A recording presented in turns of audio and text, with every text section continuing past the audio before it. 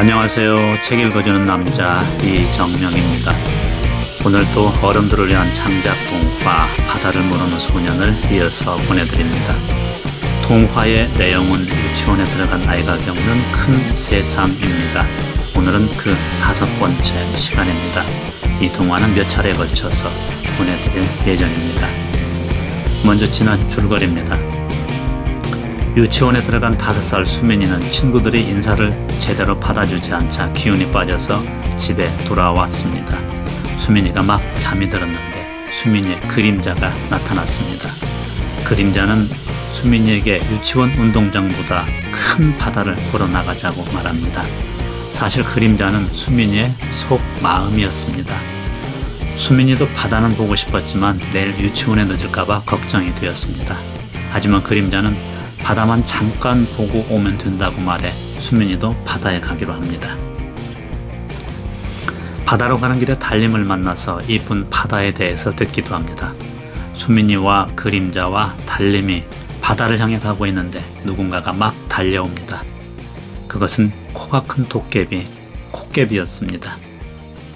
코깨비는 아이들한테 재미있는 이야기 냄새가 나서 달려왔다고 말합니다.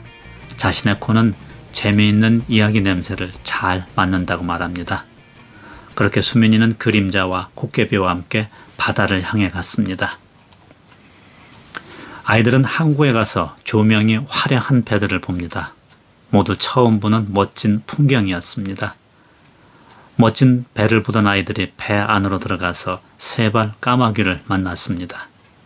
그림자는 세발 까마귀가 선장의 모자를 쓰지 말라는 경고를 무시하고 수민이에게 선장의 모자를 씌웁니다.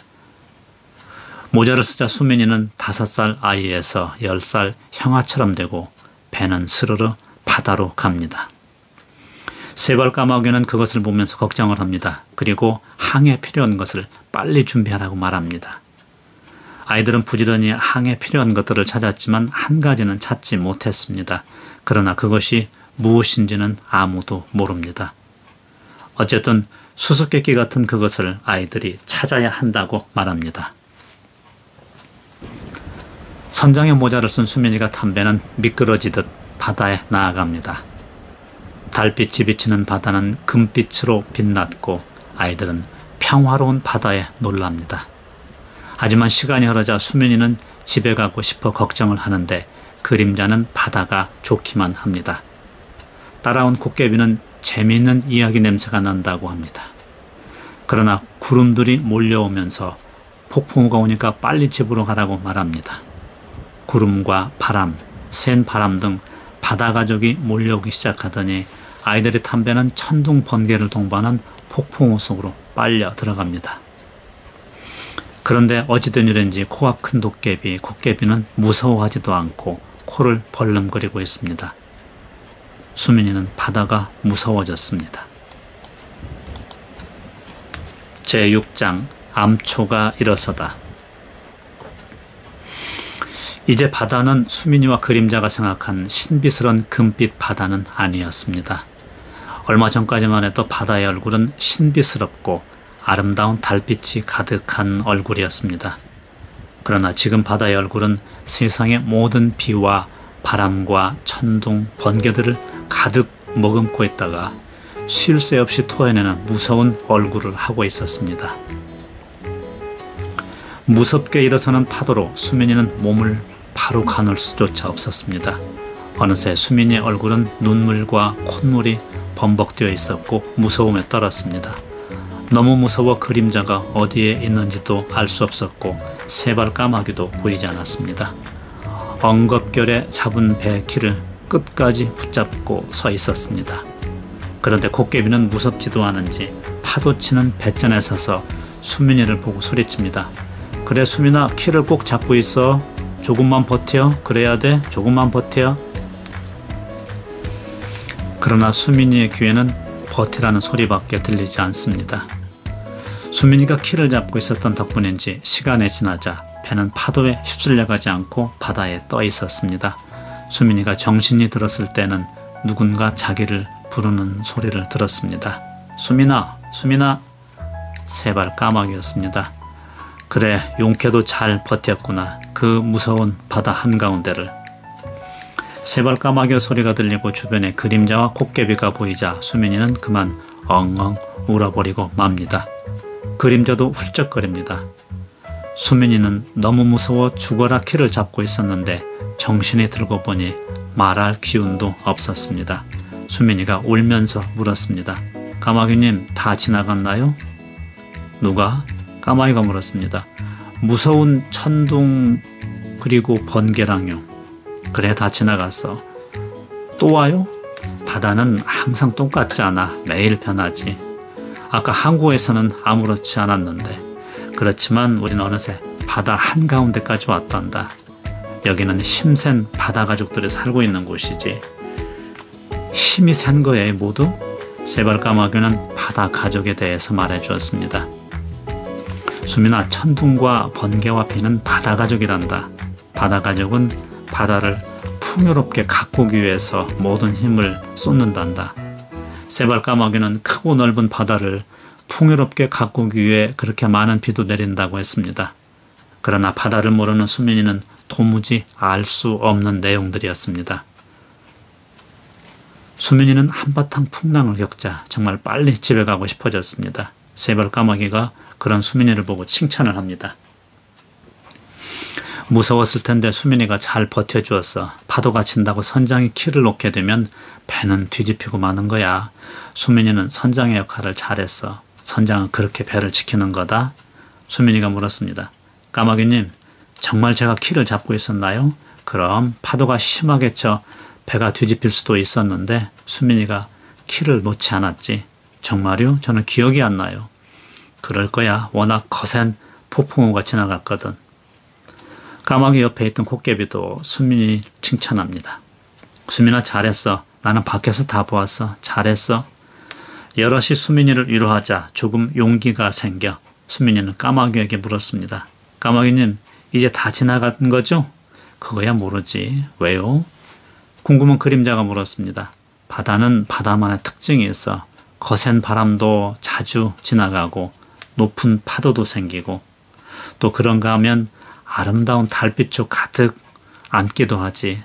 또 때로는 태풍도 만들어서 바다를 뒤집기도 해. 그럼 어떻게 다녀요? 까마귀 말에 수민이가 물었습니다. 그래서 바다를, 아니 여행을 하려면 많은 준비를 해야 한단다. 어떤 준비요? 수영장에 갈 때는 수영복과 물안경을 가지고 가듯이 바다에 나가려면 많은 준비를 해야 돼. 맞다. 썰매 탈 때도 털모자와 장갑을 가지고 간다. 이때 그림자가 말합니다. 난 그저 같이 가기만 하면 되었는데. 그렇지. 그림자는 수민이와 늘 함께하기 때문에 별로 신경을 안 써도 되었지만 이렇게 크고 먼 바다에 나올 때는 많은 준비가 필요하지. 수민이가 다시 물었습니다. 까마귀님, 우리가 올 때 준비한 게 많았잖아요. 하지만 준비 못한 건 또 있었지 않니? 아, 그거요? 뭔지 알아? 정답은 모르지만 하여튼 그 수수께끼, 그것은 몰라서 준비를 못했어요. 어쩌면 그게 제일 중요한 건지도 모르잖니? 네. 그런데 지금까지도 그 수수께끼가 생각이 안 나요. 생각날 때가 있을 거야 아마. 세발 까마귀와 수민이가 얘기를 하고 있을 때 바다는 잠잠해지고 있었습니다. 수민이가 물었습니다. 까마귀님, 이제 폭풍우가 지나갔으니까 집으로 가는 거죠? 당연히 집으로 가고 있지. 정말요? 수민이는 집으로 가고 있다는 말에 엄청 기뻐합니다. 내일이면은 글쎄 밖이 어두워서 잘 알 수가 없구나. 빨리 가야 할 텐데. 그때 바다를 쳐다보던 콧개비가 소리칩니다. 안개다, 안개. 그러고 보니 사방이 깜깜합니다. 배 안으로도 연기 같은 안개가 막 올라오기 시작합니다.